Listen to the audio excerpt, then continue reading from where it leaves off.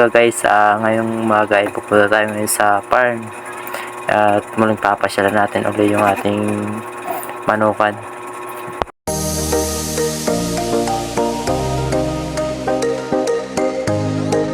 Moments later. Ito na nga pala tayo guys sa poultry.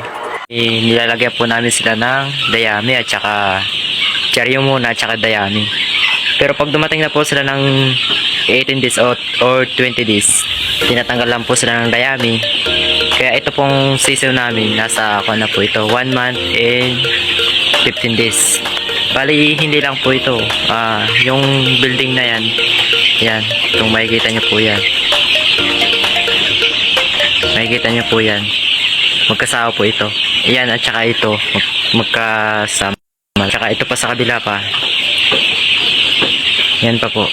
Yan, sa kabila pa yan. Papakita ko po sa inyo.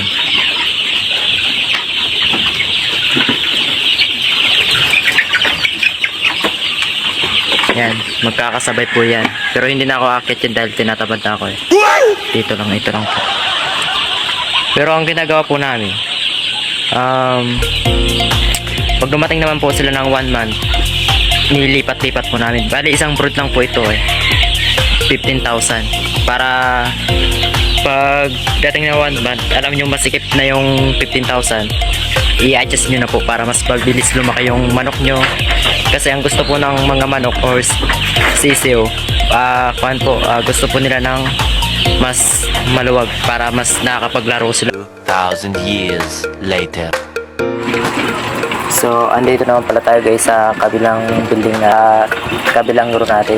Ito po ay naglalaman ng 10,000. At kung nasa ilang months na po pala ito, nasa 16 weeks na po ito. 1 linggo na lang mag-a-harvest na po ito. So, andyan pala guys yung ang nagpapakain ng